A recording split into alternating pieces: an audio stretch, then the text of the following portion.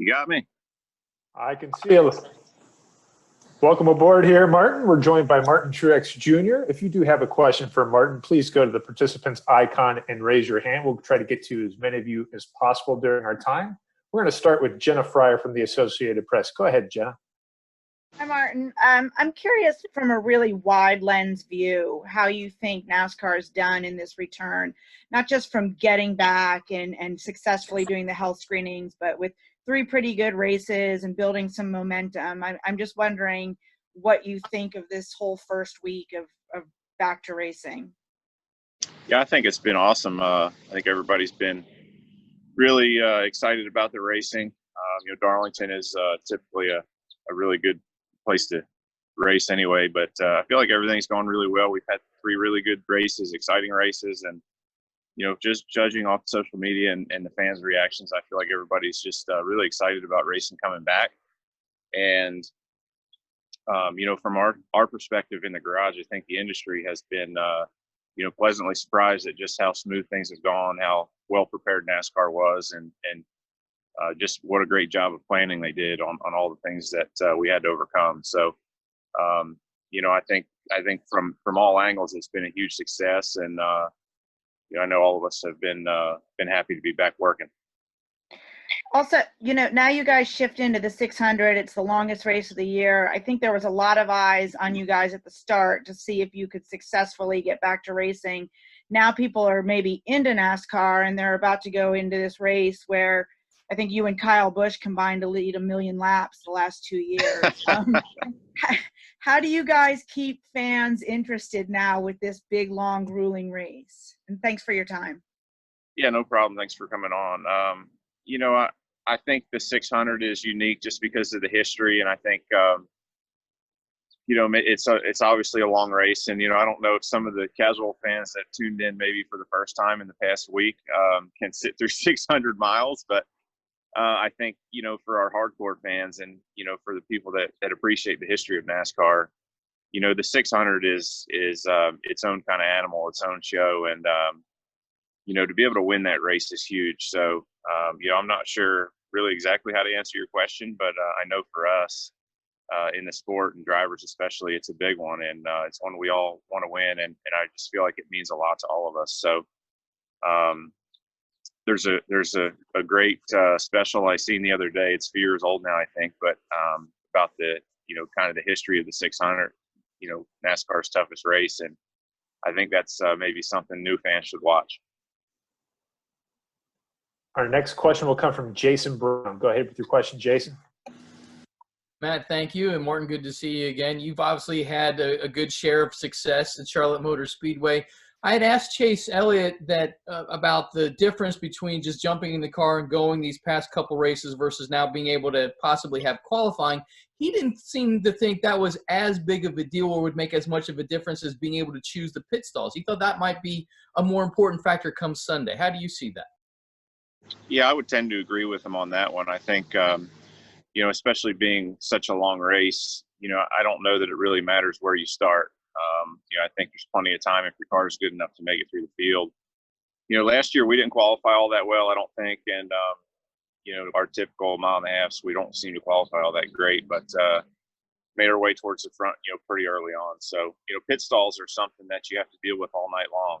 Every time you come down pit road, if you have a good pit stall or a bad one, it can help or hurt you. So I would agree 100% with what he says, and just going there to qualify, I don't think is a huge deal. Our next question will come from Marty Smith. Go ahead, Marty. Martin, what's up, man? Hope you're doing well, brother. You too. For folks looking at the sport right now who may not know much about it, it's basically 3 races in a week, and the last one being the longest one on the schedule, as you noted a moment ago. So what challenges does that extra 100 miles present that we don't see, and how does the condensed schedule during COVID kind of exacerbate that physically and mentally for you guys? Yeah, I mean, I think, in general, Charlotte is a, pretty high physically demanding track. 600 miles just adds on top of that. So, for us normally, if we're doing our normal week to week, 300 to 500-mile races, and you have a week to prepare for the 600, it's not really a big deal having that extra 100 miles. But the schedule that we've been on so far, having 2 months off and then getting back into racing, is something that's been different than we've really ever had before. And I don't know if 600 miles is going to feel the same as it normally does, because of that. So I know for me, I've been trying to stay as well prepared as I can, but there's only so much you can do. There's no way to practice for a 600-mile race, and I feel like being in a race car is something that's hard to prepare for. So just trying to do all I can, and the normal deal: eat healthy and drink lots of water all week. And that's kind of been the plan I've been on, and so far it's been working. Thank you. Our next question will come from Jordan Bianchi. Go ahead with your question, Jordan. Martin, I'm wondering what your interaction's been with Christopher Bell this season. What's he been like in the meetings? Any advice that you've given to him? I've talked to him a few times here and there, and nothing specifically, but it's been a little more difficult now with this with the COVID thing, because of we haven't been having meetings and things like that. So we haven't really spent a whole lot of time around each other yet. I would say that for him, he's been working around Kyle, especially up through the trucks and everything. So I would assume that he probably goes to him behind the scenes more than anyone. Our next question will come from Claire B. Lang, Sirius XM. Go ahead, Claire.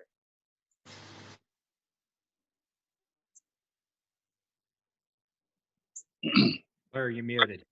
I want to ask you if you feel like Darlington 1, you're just getting ready, rolling it out. Darlington 2, really a good race, right? Long race at Charlotte. Is everybody sort of easing into it? Well, we'll see people being more aggressive, or it's back to what we had initially seen at the start of the season, do you think?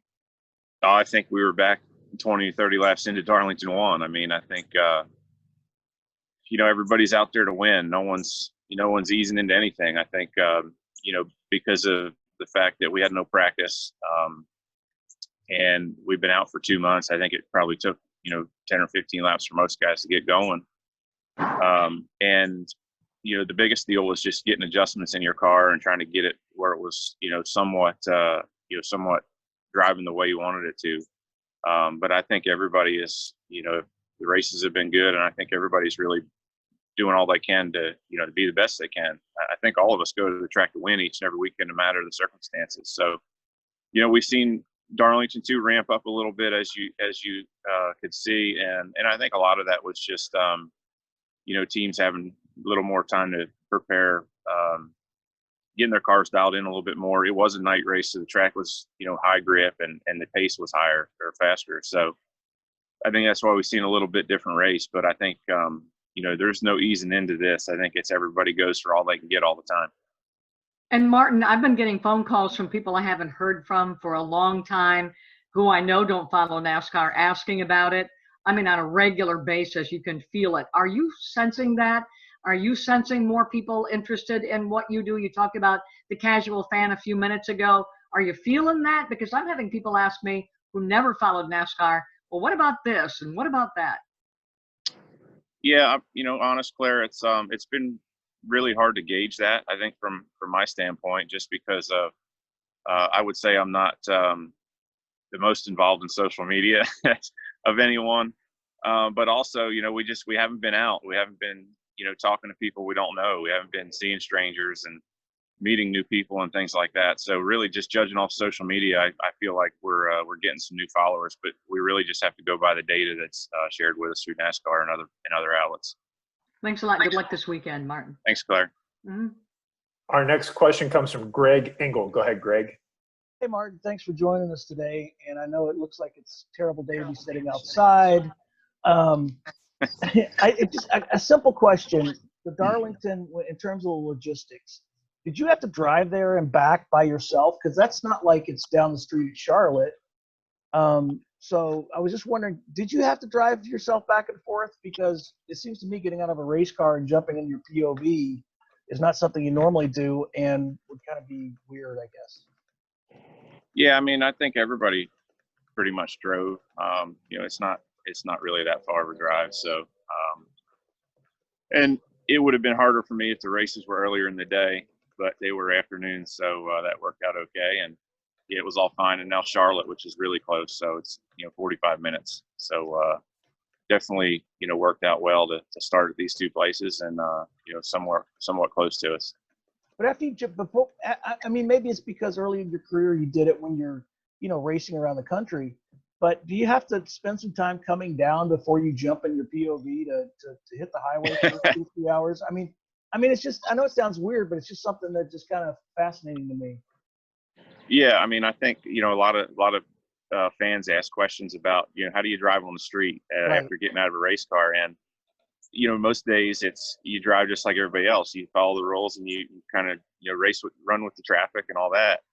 But after a race is when it's the most difficult because you're so used to going fast for 4 or 5 hours, whatever it may be, and if you get to a 35-mile-an-hour speed limit or 45, it literally feels like you're not moving. So it's a little bit more difficult after the race than before. That's for sure. Thank you, Martin. Have fun this weekend, my friend. Thanks. Our next question will come from Alex Andreev. Go ahead, Alex.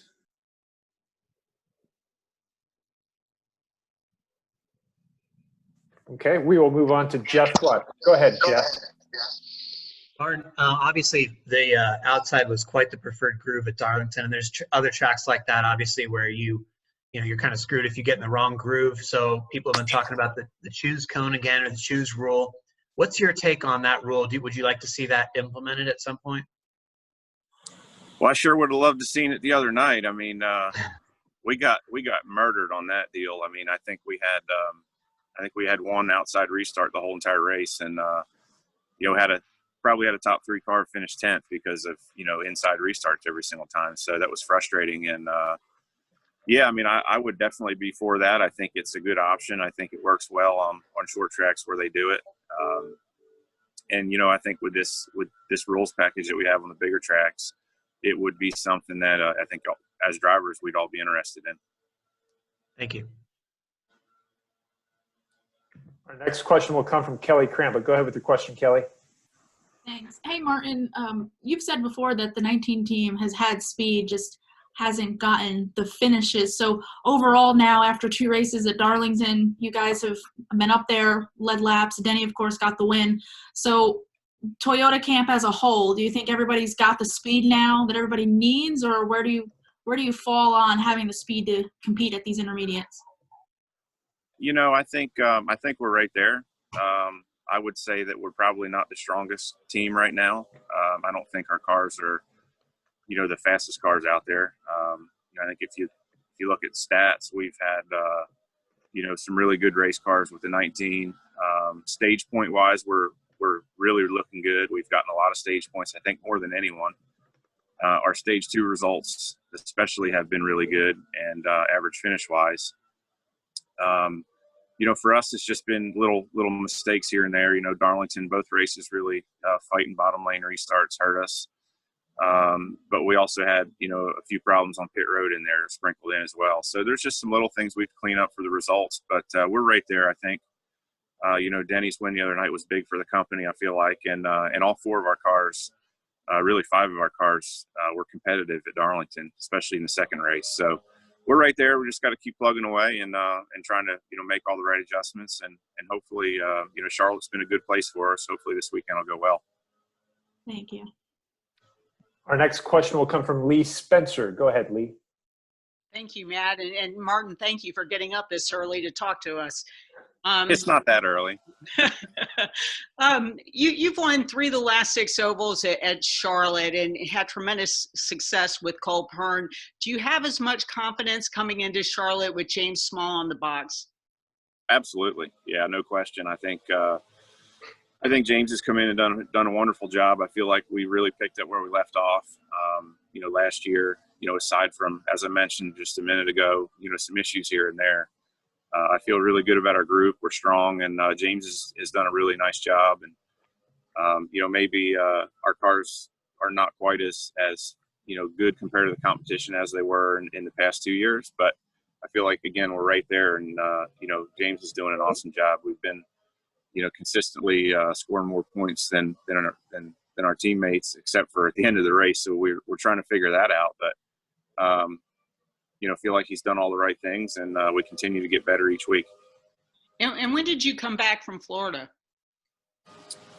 About 2 weeks before the first Darlington race, so it's been 3 weeks ago now or so. Thank you. Yep. And our final question will come from Stephen Conley. Go ahead, Steve. Martin, the Coke 600 has always been traditional for the Memorial Day weekend and all the tributes that they do for the military. What do you expect for the differences with no fans in the stands, the social distancing, and have you spoken to any military families in preparation for this weekend? And how is that all going to work this Sunday? Yeah, that's a good question. Obviously it's going to be different. The 600 is such a big race, and it's so special to be able to go there and honor the fallen soldiers, and not only the names on the cars, but to get to meet their families and really kind of understand more about their story or the kind of person they were. That's always been something that I think all of us look forward to. I certainly did, and that's something that's going to be missed. But what won't be missed is just what the weekend means, what the holiday means, and the fact that we all know what we're racing for, who we're racing for. And, so from that standpoint, I think, it's not going to lose any of its special meaning. It's just a different time, and we're dealing with things the way we need to. So be great if we could all get together and do the normal thing, but obviously that's not an option right now. And just hopefully everybody, understands what it's all about and remembers why we're racing and who we're racing for. Thank you. Well, Martin, really appreciate you taking the time. Good luck this weekend. Thank you all. I really appreciate it. Take care. We'll hopefully see you all soon. Good deal. Thank you. Thank you, Martin. Thank you.